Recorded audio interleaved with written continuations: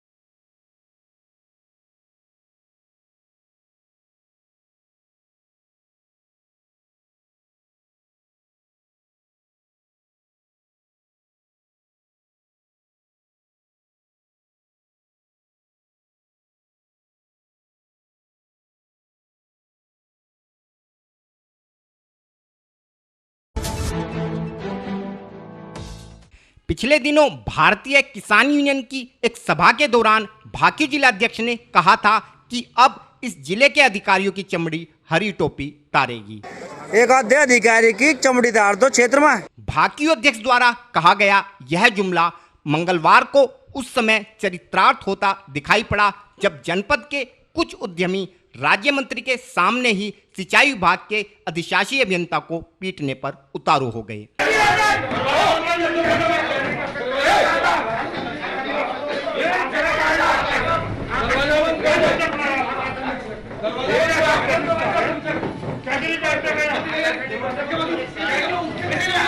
दरअसल मंगलवार को मुजफ्फरनगर में सिंचाई विभाग के गेस्ट हाउस में सिंचाई विभाग के अधिशासी अभियंता व नगर के उद्यमियों के बीच जमकर नोकझोंक हुई। वह एक बार तो उद्यमियों के गर्म होने पर नौबत मारपीट तक जा पहुंची। हालांकि बैठक में मौजूद राज्य मंत्री श्री कपिल देव अग्रवाल ने उद्यमियों को समझा बुझाकर मामला शांत कराया। असल में यह पूरा मामला विगत दिनों सिंचाई विभाग द्वारा अतिक्रमण के नाम पर कुछ कारखानों की दीवार को तोड़ने से संबंधित था, जिसमें सिंचाई विभाग का आरोप है कि कुछ उद्यमियों ने राजवाहे की जगह पर अवैध कब्जा कर अपने कारखाने की दीवार का निर्माण करा दिया है, जबकि उद्यमियों के अनुसार उन्होंने अपनी जमीन पर ही दीवार का निर्माण कराया है।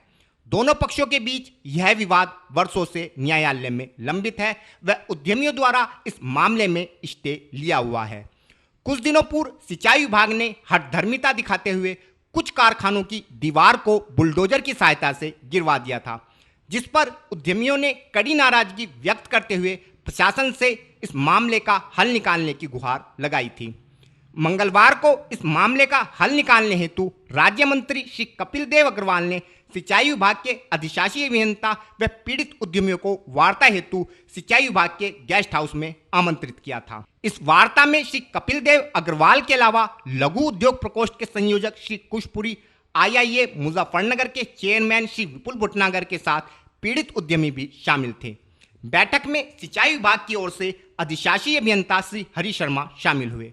बैठक के दौरान उद्यमियों ने बिना नोटिस दिए विभाग द्वारा कारखानों की दीवार गिरवाने पर कड़ा ऐतराज जताया, जिस पर अधिशासी अभियंता का कहना था कि उन्होंने संबंधित अधिकारियों के माध्यम से सभी उद्यमियों को सूचना भिजवाने के साथ साथ उनकी भूमि की पैमाइश भी करवाई थी, जिस पर सभी उद्यमी अभियंता पर झूठ बोलने का आरोप लगाने लगे। वह दोनों पक्षों में नोकझोंक के बाद उद्यमी मारपीट पर उतारू हो गए, जिन्हें मंत्री कपिल देव अग्रवाल ने बामुश्किल शांत कराया।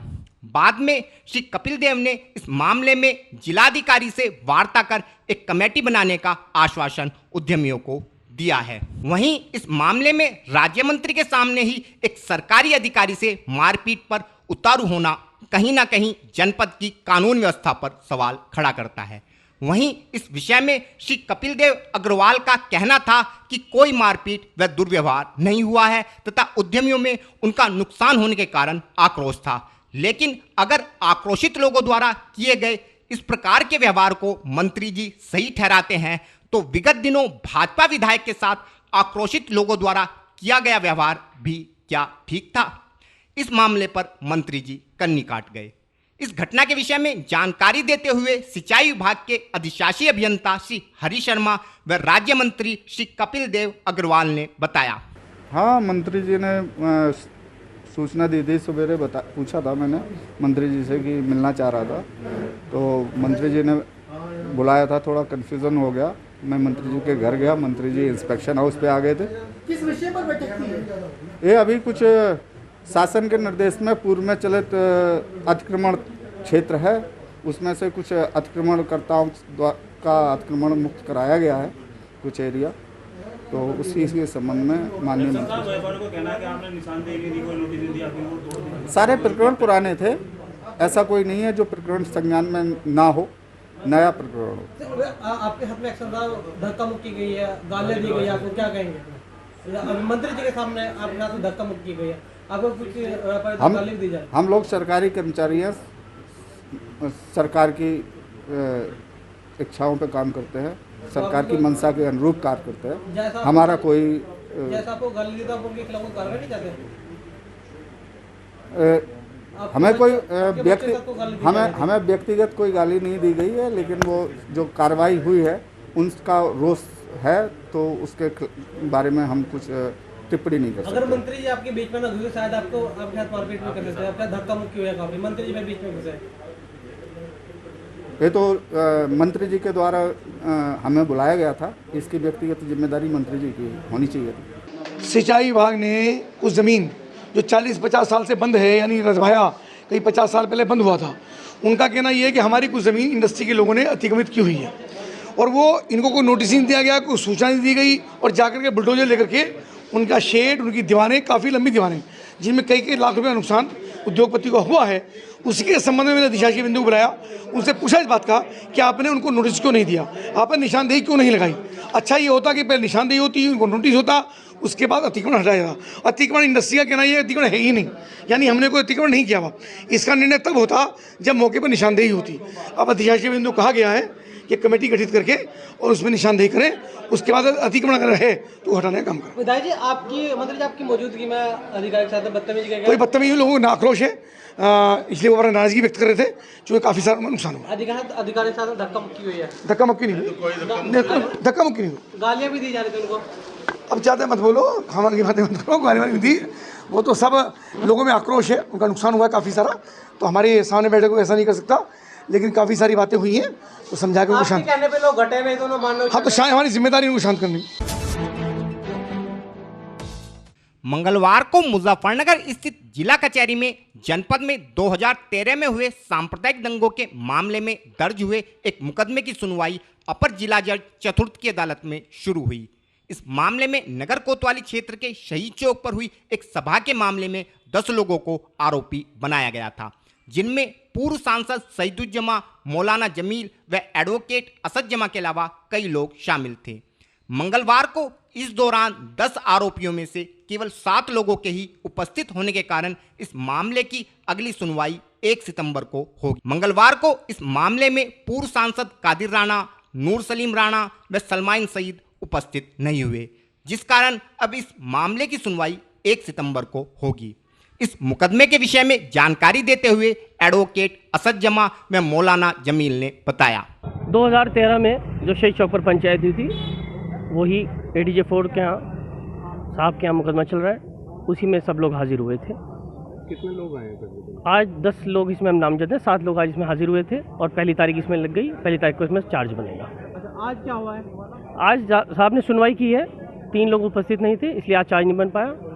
पहली तारीख को सब लोग उपस्थित होंगे, उस दिन चार्ज बनेगा और उसी दिन सब पे निर्धारित होगा किसका क्या मामला था। ये वही है जो अब से 8 साल पहले शहीद चौक पर पंचायत हुई थी 2013 के दंगे से पहले, और पूरी उम्मीद है सब लोग इसमें बेगुनाह साबित होंगे, क्योंकि उस पंचायत के बाद ना तो कोई हिंसा हुई थी, ना ही कोई बलवा हुआ था।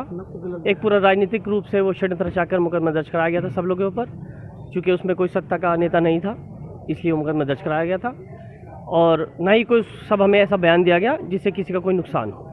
अब अभी कौन लोग रह गए थे जिनको आना? तीन और लोग। अभी पूर्व सांसद कादिर राणा जी, उनके भाई विधायक पूर्व नूर सलीम राणा जी और सलमान सईद नहीं आ पाए, अन्य सभी लोग उपस्थित रहे थे। जैसे अभी हाल ही में जाट और मुस्लिम एकता हो रही है, उसका तभी इसमें कुछ प्रभाव पड़ेगा? ना ना ना, जाट मुस्लिम एकता भाईचारा सम्मेलन चल रहे हैं, सब लोग बहुत प्यार से रह रहे हैं। 2013 का दंगा सब लोग भूल चुके, अब तो बस निर्णय आने हैं सब लोगों के मुकदमों के, और सबकी बेगुनाही भी साबित होगी। जिसने कोई अपराध किया है वो सामने आएगा। बाकी लोग जो फर्जी रूप से नामजद हो गए थे उस समय सत्ता के दबाव में या उस समय के प्रशासन के द्वारा, देखते हैं अदालत उसमें क्या निर्णय लेती है। फोटो पूछे थे किस मामले में आपकी आज तारीख? जी भाई साहब, वो कवाल के सिलसिले में वो हमारे वो चल रहे हैं, तारीख चल रही है। तो अब यह है कि अब ऐसा है कि जो भी मतलब ये कि अदालत का फैसला होगा, मानने होगा, सरांखों पर होगा, और हमें इंसाफी की उम्मीद है और यही दरख्वास्त है। बहुत बहुत शुक्रिया के साथ। सोमवार की रात मुजफ्फरनगर की बुढ़ाना पुलिस ने चेकिंग के दौरान एक नशीले पदार्थों के अंतर्राज्यीय तस्कर को गिरफ्तार करने के साथ साथ उसके कब्जे से 3 लाख रुपए कीमत का अफीम भी बरामद किया है। पुलिस ने तस्कर से पूछताछ के बाद उसे जेल भेज दिया है। हमारे चैनल को मिली जानकारी के अनुसार सोमवार की रात जब बुढ़ाना पुलिस क्षेत्र में चेकिंग अभियान चला रही थी तो पुलिस ने एक सूचना के आधार पर शाहपुर क्षेत्र के गांव हरसोली निवासी महमूद को गिरफ्तार कर लिया। तलाशी के दौरान महमूद के कब्जे से लगभग 1 किलो 200 ग्राम अफीम बरामद हुआ है। बरामद अफीम की कीमत 3 लाख रुपए के लगभग बताई जा रही है। पुलिस के अनुसार महमूद सातिर किस्म का अपराधी है तथा उस पर पहले भी नशीले पदार्थों की तस्करी के आरोप में कई मुकदमे दर्ज हैं। इस संबंध में और अधिक जानकारी देते हुए बुढ़ाना सीओ श्री बीना गौतम ने बताया। कल थाना बुढ़ाना ने रात्रि में एक अफीम तस्कर को गिरफ्तार किया है जिसका नाम महमूद है और जो शाहपुर थाने का रहने वाला है। उसके ऊपर विभिन्न अभियोग पहले से भी पंजीकृत है। NDPS के मुकदमे उसके ऊपर है। 1 किलो 200 ग्राम अफीम बरामद हुई है। अब ये जानकारी की जा रही है कि अफीम कहाँ से लेके आया था और किन लोगों को सप्लाई करता था। इस संबंध में मुकदमा पंजीकृत हो गया है, अभी जेल जा रहा है, अग्रिम कार्रवाई की जाएगी। कितने लाख रुपए की बता रहे हैं? 3 लाख रुपए कीमत की। मंगलवार को मुजफ्फरनगर में देश बचाओ पार्टी के पदाधिकारियों ने नगर के कच्ची सड़क पर स्थित एक हॉल में संगठन के प्रथम वार्षिक अधिवेशन के साथ साथ कार्यकर्ता सम्मेलन का भी आयोजन किया। इस अवसर पर पार्टी पदाधिकारियों ने कार्यकर्ताओं को संबोधित करते हुए बताया कि 1 वर्ष के भीतर संगठन ने प्रदेश के 25 जिलों के साथ साथ देश के 10 राज्यों में अपने संगठन का विस्तार किया है। संगठन पदाधिकारियों का कहना था कि देश को आजाद हुए 75 वर्ष हो चुके हैं तथा जनता ने विभिन्न राजनीतिक पार्टियों के शासनकाल को देखा है, लेकिन आज तक भी देश में दबे कुचले व गरीब वर्ग की आवाज उठाने हेतु कोई संगठन नहीं बन सका है। लेकिन अब देश बचाओ पार्टी देश के संविधान का पालन करते हुए अहिंसात्मक रूप से समाज के इस वर्ग की आवाज बनकर उभरेगी तथा देश के किसान, मजदूर व शोषित वर्ग को उनका हक दिलाने की दिशा में कार्य करेगी। इस संबंध में और अधिक जानकारी देते हुए संगठन के राष्ट्रीय अध्यक्ष श्री जितेंद्र पवार ने बताया। आज हमारा जो कार्यक्रम है देश बचाओ पार्टी का, वो हमारा राष्ट्रीय अधिवेशन है और कार्यकर्ता सम्मेलन भी है, लेकिन कोरोना की गाइडलाइन के चलते हुए हमने इस प्रोग्राम को सूक्ष्म रखा है। आज देश बचाओ पार्टी की स्थापना को 1 वर्ष पूरा हो गया है। हम इस समय 10 प्रदेशों में रन कर रहे हैं। लगभग 9 प्रदेश अध्यक्ष हमारे इस समय हैं। उत्तर प्रदेश के 25 जिलों में हमारी कार्यकारिणी, हमारे जिला अध्यक्ष काम कर रहे हैं। देश बचाओ पार्टी एक नई विचारधारा है, एक नई विचारधारा हम लेके आए हैं, क्योंकि देश आज़ादी को 75 वर्ष हो चुके हैं और इन 75 वर्षों में आज तक हम किसान नीति, रोजगार नीति, बेरोजगार नीति इसे तय नहीं कर पाए हैं। और एक समय आ गया है, चूँकि हमने सब राजनीतिक दलों का शासन देखा है, उसमें चाहे कांग्रेस है, चाहे उसमें बीजेपी है, चाहे अन्य क्षेत्रीय दल हैं। एक समय आ गया है कि हिंदुस्तान में एक इंकलाब होना चाहिए और एक आवाज़ आनी चाहिए कि गरीब शोषित लोगों का भला करने के लिए, उनकी बात को रखने के लिए, उनकी आवाज़ को उठाने के लिए कोई आना चाहिए था, जिसमें देश बचाओ पार्टी आई है। हम अपने बहुत शानदार एजेंडे के साथ मैदान में उतरेंगे। अभी तक इंडिया में यहाँ पर रुकते हैं ब्रेक के लिए। ब्रेक के बाद तुरंत लौटेंगे। बने रहिए अभी तक इंडिया सच के साथ। स्वागत है आपका, आप देख रहे हैं अभी तक इंडिया सच के साथ और मैं हूँ आपके साथ नीलम शर्मा। मंगलवार को मुजफ्फरनगर में अति पिछड़ा वर्ग संघर्ष मोर्चा के कार्यकर्ताओं द्वारा प्रदेश सरकार के अपर जाति के पुलिस अधिकारियों पर पिछड़े वर्ग की जनता को लेकर दूषित मानसिकता का आरोप लगाने के साथ साथ पुरकाजी थाना प्रभारी द्वारा संगठन के राष्ट्रीय अध्यक्ष के साथ किए गए दुर्व्यवहार पर कड़ा रोष जताते हुए इस मामले में आरोपी पर कार्यवाही की मांग को लेकर जिला कचहरी में जबरदस्त प्रदर्शन किया गया। संगठन कार्यकर्ताओं का कहना था कि प्रदेश में उच्च जाति के पुलिस अधिकारी पिछड़े वर्ग को लेकर दूषित मानसिकता का शिकार हैं और इसी के चलते विगत दिनों एक मामले को लेकर पुरकाजी थाना पहुंचे संगठन के राष्ट्रीय अध्यक्ष मोहन प्रजापति के साथ थाना प्रभारी द्वारा दुर्व्यवहार करने के साथ साथ उन्हें जान से मारने का प्रयास भी किया गया, जिसको लेकर संगठन के सभी कार्यकर्ता आक्रोशित हैं तथा इस प्रकार के कार्यों के अंजाम देकर सरकार की छवि धूमिल करने वाले अधिकारियों के खिलाफ कड़ी कार्यवाही की मांग जिला प्रशासन से करते हैं। इस विषय में और अधिक जानकारी देते हुए संगठन जिला अध्यक्ष रामपाल पाल व राष्ट्रीय अध्यक्ष मोहन प्रजापति ने बताया। रामपाल सिंह पाल, जिला अध्यक्ष भारतीय पिछड़ा वर्ग संघर्ष मोर्चा मुजफ्फरनगर। ये धरना इस संबंध में है जो पुरकाजी थाने के SHO है HN सिंह, उनकी जो गुंडागर्दी पुरकाजी थाने में चल रही है, हमारे राष्ट्रीय अध्यक्ष माननीय मोहन प्रजापति जी के साथ जो उन्होंने अभद्रता की है और उनका हत्या का प्रयास किया गया थाने के अंदर, उन पर राइफल तान दी गई, जो चाकू वाली राइफल होते हैं वो उनके सीने में लगा दी गई, हत्या का प्रयास वहाँ किया गया। ये पुरकाजी थाने के जो SHO HN सिंह है उनके विरोध में ये धरना प्रदर्शन है और जब तक थाना अध्यक्ष वहाँ से नहीं हटेंगे, उनका निलंबन नहीं होगा, तब तक ये धरना चालू रहेगा। भारतीय पिछड़ा वर्ग संघर्ष मोर्चा जगह जगह जो भी जितने भी अति पिछड़ा विरोधी मानसिकता के जितने भी थाना अध्यक्ष हैं उनके विरोध में धरना प्रदर्शन चलता रहेगा। आज भारतीय पिछड़ा वर्ग संघर्ष मोर्चे के द्वारा धरना प्रदर्शन जिलाधिकारी कार्यालय पर किया जा रहा है। इसमें ये धरना जो है थाना अध्यक्ष पुरकाजी के खिलाफ किया जा रहा है। 21 तारीख की घटना है। मैं पुरकाजी थाना क्षेत्र में गया था, वहाँ एक मांडला गांव का एक मामला था दलित समाज के लोगों का, उनमें कोई मारपीट का मामला था, लेकिन उन दोनों पक्षों में फैसला हो गया था। लेकिन थाना अध्यक्ष जो थे वे इस फैसला मानने को तैयार नहीं थे और कह रहे थे कि हम तो ज़बरदस्ती जेल भेजेंगे, हम इस फैसले को नहीं मानते, जबकि कोई मुकदमा भी दर्ज नहीं था, सिर्फ तहरीर थी। तो मैं थाने गया, मैंने इंस्पेक्टर से बात करी, मैं कहा जी ऐसा है, जब इस मामले में फैसला हो गया तो आप इन लोगों को क्यों परेशान कर रहे हैं, क्या दिक्कत है आपको? तो उन्होंने कहा, कहने लगा भाई दिक्कत है, हम इन लोगों को जेल भेजेंगे और नहीं तो आप हमारे दरोगा जी को 20,000 रुपये दिलवा तो मामला निमट जाएगा। तो मैंने इसका विरोध किया। उन्होंने अपनी दरिद्रता दिखाते हुए पिछड़ों हुए दलित समाज के लोगों पे अभद्र टिप्पणी की, अम्बेडकर जी पे अभद्र टिप्पणी की, उल्टा सीधा बोला और मुझे ज़बरदस्ती गिरफ्तार करने की कोशिश करी। गिरफ्तार करवा लिया। गिरफ्तार करवाने के बाद में मेरे पे एक जो गार्ड की वो छुरे वाली राइफल होती है वो मेरे सीने पे तान दी उन्होंने और तानने के बाद में मेरे एनकाउंटर की मुझे धमकी दी, जान से मारने की धमकी दी और मेरा झूठा मुकदमा मेरे खिलाफ दर्ज कर मेरा चालान करने का काम किया। तो किसकी मांग करते हैं? आज हमारी मांग है कि भारतीय पिछड़ा वर्ग संघर्ष मोर्चा का आज सैकड़ों लोग यहाँ पर मौजूद हैं।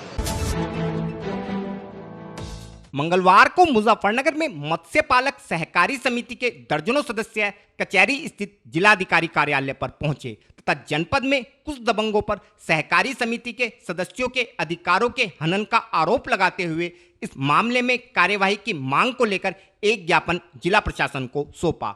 समिति सदस्यों का कहना था कि मछुआ समुदाय के लोगों के जीवन स्तर को सुधारने हेतु सरकार द्वारा समाज के लोगों को तालाबों का आवंटन किया गया था, लेकिन जनपद के कुछ क्षेत्रों में दबंग लोग इन तालाबों पर अवैध कब्जा कर लाभ कमा रहे हैं तथा पात्र व्यक्ति दर दर भटकने को मजबूर हैं। जनपद की मूथरा आदि कई ऐसी मत्स्य पालक समिति हैं जिन पर दबंगों ने कब्जा कर रखा है तथा ये दबंग पात्र लोगों को शिकायत करने पर जान से मारने की धमकी देते हैं, जिस कारण समिति के सदस्य आज कचहरी स्थित जिलाधिकारी कार्यालय पर आने को विवश हुए हैं। इस विषय में और अधिक जानकारी देते हुए समिति के एक सदस्य ने बताया। मांग तो अभी हमने पहले भी मिले थे।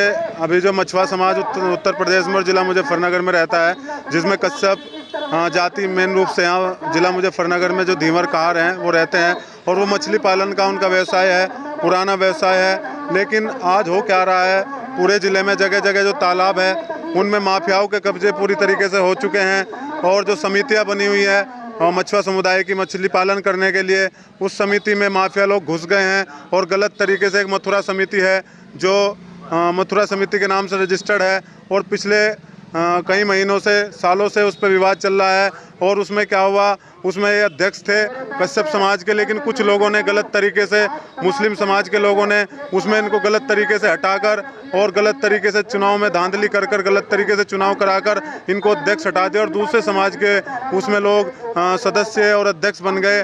और हम लोग आज डीएम साहब से ही मांग करने आए हैं कि वो जो चुनाव गलत तरीके से कराया गया है वो चुनाव एकदम निरस्त किया जाए और इस समिति को, जो पहली समिति थी जो इसके अध्यक्ष थे, उसको बहाल किया जाए। और जो दूसरे समाज के माफिया लोग इन समिति में घुसकर इस समाज की रोजी रोटी पर, इस समाज के पेट पर लात मार रहे हैं, वो लात मारनी बंद की जाए। मंगलवार को मुजफ्फरनगर में सरू समाज पार्टी के कार्यकर्ता पार्टी पदाधिकारियों के नेतृत्व में कचहरी स्थित जिलाधिकारी कार्यालय पर पहुंचे तथा देश में दिनों दिन बढ़ती महंगाई पर कड़ा रोष व्यक्त करते हुए इस महंगाई पर लगाम लगाने की मांग करते हुए देश के राष्ट्रपति को संबोधित एक ज्ञापन प्रशासन को सौंपा। पार्टी कार्यकर्ताओं का कहना था कि कुछ वर्षों पूर्व जब देश में प्रधानमंत्री श्री नरेंद्र मोदी ने शपथ ली थी तो उन्होंने देश की जनता से कहा था कि वह देश में बढ़ती महंगाई पर लगाम लगाकर देश की किसान की आमदनी को बढ़ाने का कार्य करेंगे। परंतु आज काफी वर्ष बीत जाने के बाद भी देश व प्रदेश की सरकार द्वारा इस दिशा में कोई कार्य नहीं किया गया है, जिस कारण प्रधानमंत्री द्वारा किए गए वादे केवल जुमले बनकर रह गए हैं। वह देश की जनता बढ़ती महंगाई के कारण त्राही त्राही कर रही है। इस विषय में और अधिक जानकारी देते हुए पार्टी प्रवक्ता ने बताया, ज्ञापन देने के लिए हम राष्ट्रपति जी को ज्ञापन देने के लिए आए हैं डीएम साहब के माध्यम से।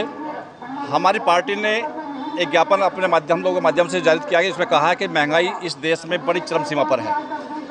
प्रधानमंत्री जी जब देश के प्रधानमंत्री शपथ ले रहे थे तो उन्होंने कहा था कि इस देश में महंगाई को मैं कंट्रोल करूंगा, पेट्रोल डीजल को कम करूंगा, किसान की आमदनी को बढ़ाऊंगा, किसान बहुत टूट रहा है, इसका पेमेंट नहीं हो रहा है, इसको कराऊंगा। जिस दिन मुख्य प्रदेश में भाजपा की सरकार बनेगी तो मैं किसान संग्रहालय का स्थापित करूंगा, जिसमें 7,000 कितने करोड़ रुपए का लगभग कहा था कि ये एक हर जिले में एक किसान भवन बनेगा। जबकि ये एक दिखावा है, छलवा मात्र है, कुछ नहीं हुआ है। उस टाइम पर पेट्रोल डीजल का अंतर 20-25 रुपये हुआ करता था, आज डीजल ऊपर है, पेट्रोल कम है। किसान को डीजल की आवश्यकता पड़ती है, पेट्रोल की आवश्यकता नहीं पड़ती, क्योंकि उसे ट्रैक्टर चलाना होता है। उसकी इतनी महंगाई हो गई है कि वो एक अपने आप को बहुत कमज़ोर असहाय साबित कर रहा है और वो खेती करने में भी सक्षम नहीं हो पा रहा है। खबरें देश की हो, विदेश की हो या हो आपके शहर की, हम रखते हैं हर खबर पर नजर। बने रहिए अभी तक इंडिया सच के साथ। नमस्कार।